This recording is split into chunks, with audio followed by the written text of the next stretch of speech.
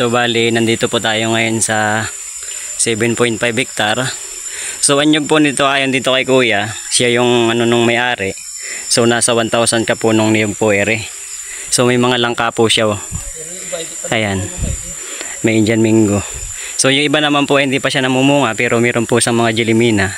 Ayan, napapansin naman ninyo. So may mga kahoy pa siya. Abot po ito rin sa ibabaw doon, kaso lang po hapon na.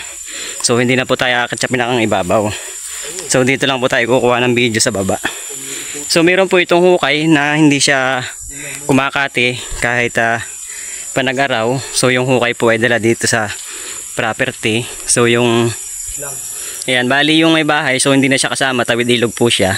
So yung ilog naman ay ilang boundary. So doon po yung pinicturean po natin yung muhon. So ito na po yung ilog niya. Hindi po siya malaking ilog, sapa lang po siya. Pero malinaw po ang tubig niya. So bali running water po siya. Ayun po, yan yung ilog niya. Ayan. So yung hukay po, na yun po yung hukay. So pupunta po tayo dun sa hukay. Ayun tayo. So kompleto po siya ng papel. So nasa kanila yung papel. So kukunin ko mamaya yung papel. Dito raw po ay updated po ang amilyar.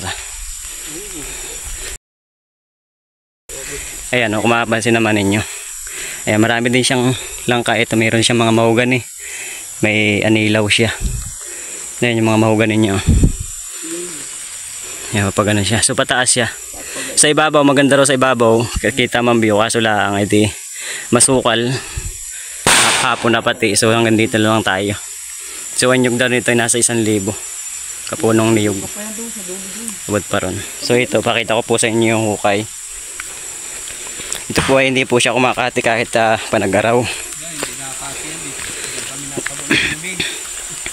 So sa National Highway po, ang layo po natin ay 4 kilometers. Tapos naman po ay sa 4 wheels po ay 20 minutes. Tapos mula po dito sa Barangay Road, so ang layo po natin ay 400 meters. So naglakad lang po kami ng 5 minutes. So tabi po, ito po yung hukay nila na hindi siya kumakati. Ayan po, napakalinaw po. Ayan, yan po yung hukay nila. Dito po sila tumatabo ng mga inumin, yung mga may bahay dito sa property. Ayan, ito po ay sakop na po ng property ito. Itong hukay na to. Ayan, ayan po yung sapa niya. Kung mapansin na po, running water po siya. Ayan, kalawag din po to. Ayan, so kung mapapansin ninyo, ito na yung dala pa rin ito sa property. So ito yung pulse. Ayan, kung mapapansin ninyo yung lagaslas ng pulse.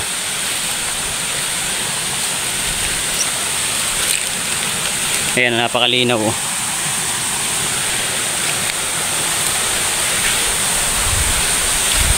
Ayan sir, nandito na po tayo ngayon sa 7.6 hektar. So ayan. Ayan yung pulse niya. So napakalinaw naman. At bukod pa dun sir, may hukay pa siya. Ito. Ayan yung hukay niya. Ayan. So yung tubo naman, yung hose. So yan yung kumukonekta rin sa baba, sa barangay road, sa mga bahayan. Ito sir yung pulse. Ayan. Ayan o.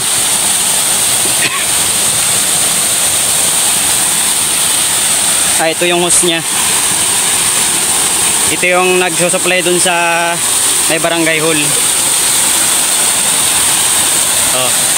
Ayan sir, napakalakas ng ayan yung pulse nya. So ito naman, pwede natin tumbakbakin ito. So palalakihin lang eh. Ayan, di-develop lang siya. At ito naman ay talagang kita naman yun yung taas oh. Pare ko mga 13 feet o 15 feet 5 o mga 13 ang taas niya no. Yan, ito po ay sakop na po ito ng property. 7.6 hectare itong pulse na to. So ang papel po nito ay clean title. So updated po ang amilyar. So ang nyug po niya more or less ay 1,000 ka po ng niyog. So overlooking po siya. At meron din po siyang plat sa baba. So marami po itong mga fruit bearing dito sa property. May rambutan, daranghita, kalamansi, kayumito, langka, avocado. May mga Indian mango, mangga. Meron pong mga mahogany at jilimina. So ito naman po yung pulse.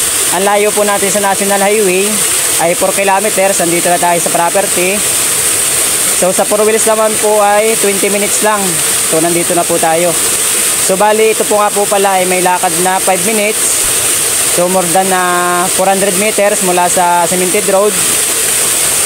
Yan, pasok naman po rito ang single dahil mayroon pong pathway. Yung sa bungad naman po ay kung 3 meters po ang kukunin ay magpapabayad po sila. Pero po yung dalawang property na dadaanan pa, so hindi na po sila magpapabayad. Ang katuwiran po na may-ari ay pabor na po sa kanila yun. Yun lang po nasa bungad ang magpapabayad. So bali 3 meters po yung makukuha sa bungad. 50 to 80 meters ang layo po nung property doon sa barangay road. So yun po yung magpapabayad. Pagkalagpas po doon sa isang property, so hindi na po magpapabayad yung dalawa. Ayan. Ayan, may pulse pa po ere. Ayan, napakaganda naman ng pulse. So, at malinaw pa ang tubig niya. Ayan, tubig niya. Ayan, napakalinaw ng tubig.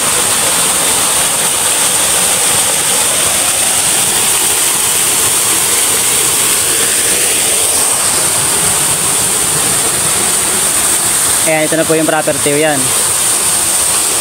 Ito yung pulse.